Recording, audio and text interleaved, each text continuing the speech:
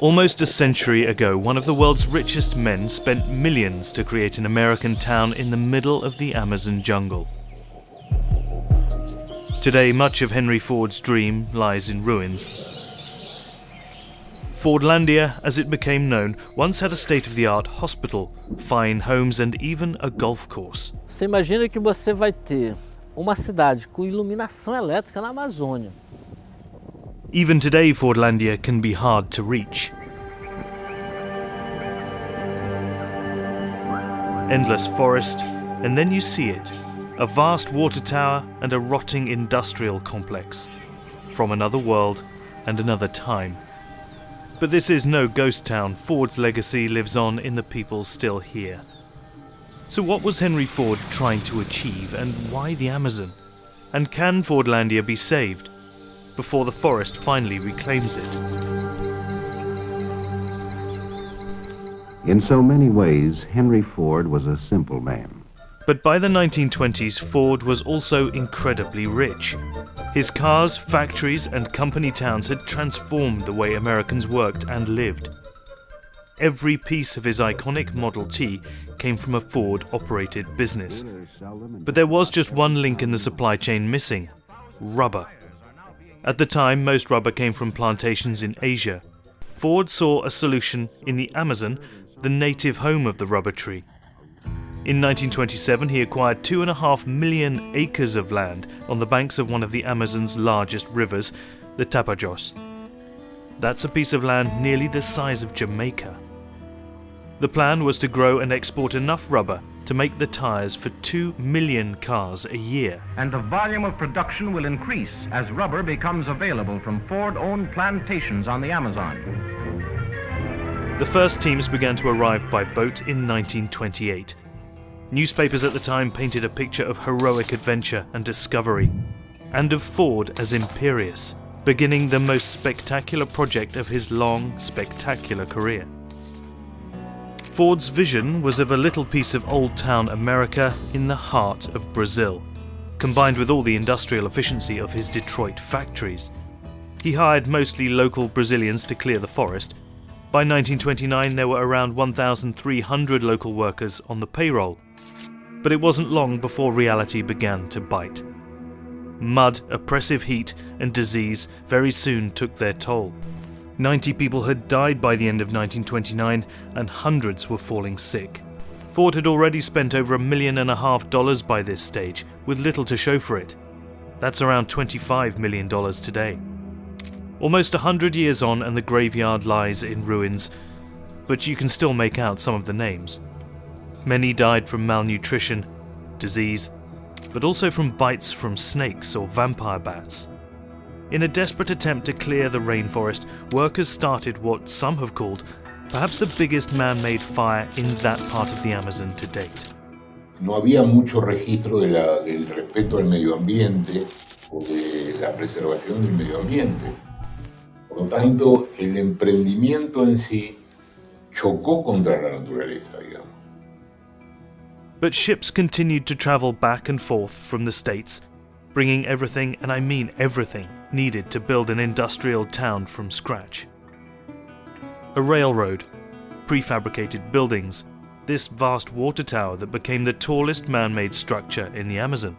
Imagina você conviver naquele momento com água tratada, energia elétrica, salário. Algo inédito para aquele povo. Ninguém sabia o que era salário, porque a maioria vivia de escambo. Luis Magno was born in FORDLANDIA and still teaches at the school Ford built for workers' children. His father worked as a supervisor on the rubber plantations. Over time, the forest was cleared and thousands of acres of rubber planted. And by the early 1930s, FORDLANDIA began to take on the appearance of a Midwestern town, with a central square, sidewalks with fire hydrants, houses with indoor plumbing, and much more. Hospital de primeira qualidade, clube de lazer, com danceteria, cinema, casas com banheira. E você tinha um campo de golfe com 18 furos, quadra de tênis e uma vila para os executivos, onde você tinha piscina. This is the swimming pool today. Workers who were married or had larger families were given homes like this. For the American managers, spacious villas with verandas, gardens, and the latest in modern conveniences. Altina da Costa Castro lives in one of them. Esta mesa aqui é do tempo dos americanos. She doesn't own the house, but sees herself as a live-in caretaker. Deixar ele sair e ficar abandonado, se acabou todo. Se o povo não tivesse tomado de conta, não existia mais nada, porque roubaram muitas coisas de dentro da casa, entendeu? She regularly waxes the floors and furniture and carries out repairs to stop the rain getting in. Quando, ó, você tá vendo, né? Aí, tá caindo a água, funciona. She says this was the house built for Henry Ford's son, Edsel, in case he ever visited. He did, but never stayed here. And this is the spot where Altina was born. The hospital built by Ford once had X-ray facilities, operating rooms and laboratories, making it one of the most advanced hospitals in the region. Today, a few rusting beds and lamps are all that remain.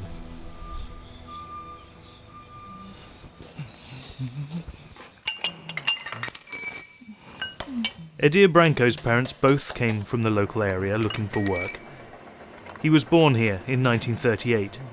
Meus pais vieram para FORDLANDIA na época que os americanos vieram, aí apareceu muito emprego. His father was chief mechanic in this workshop in the 1930s. His mother was a nanny for one of the American families. Meu pai falava que os americanos era na ordem mesmo. Os trabalhadores tinham que chegar no ponto. Metia o cartão, dava o ponto, chegava atrasado, metia, não valia mais. Edir still lives in Fordlandia and works the same lathe his father did. Here he's making a piece to repair a boat engine.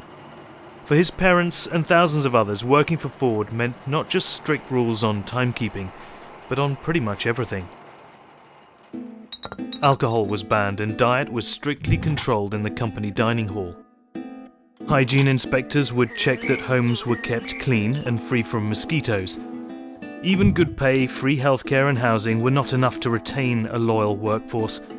Much to the frustration of the American managers, many simply walked off site and never came back, preferring a simpler life. But while a functioning town was taking shape, the rubber plantation was coming under attack. The fact is that the managers that Ford dispatched knew very little about rubber, or the threat posed by its jungle predators. What they didn't realize was that the plantations of Asia couldn't be replicated in the Amazon. Here, the only way for trees to survive attacks from the native insects, and what's known as leaf blight, is to grow apart, surrounded by other plant species. Quando você encontra um nativo, você já sabe as pragas que tem naquele local. Quando você cria você não sabe que pragas virão. But at Fordlandia, the forest was cleared and rubber trees were planted so close together that nothing could stop infestations from jumping from one to the next. Out in the open, they were also vulnerable to the heat of the sun and soil erosion. Then, in December 1930, the workers rioted. They were fed up with the strict working conditions, but most of all the food. A bland diet of oatmeal for breakfast and rice and bread for dinner. When workers were told that they would have to pay for their food out of their own wages, and that they would have to queue instead of receiving table service, all hell broke loose. They destroyed the dining hall, and much of Fordlandia was looted. Many of the Americans ran for their lives into the forest. Eles simplesmente exigiram que queriam fazer parte de seu cardápio as coisas que estavam acostumados. Many workers simply left, the rest were fired, leaving only a skeleton workforce of a few hundred. At a time when the Great Depression was gripping the US, Ford rebuilt Fordlandia, determined to see through his vision. By the mid-1930s, leaf blight and bugs had decimated the plantation, at a time when latex should have been on its way back to the factories in Detroit. Ford decided to look elsewhere for a more suitable plantation. A new site was established at Belterra, 70 miles downstream, and Fordlandia was downgraded to a rubber research facility. But both continued to be attacked by a combination of disease, bugs, and caterpillars.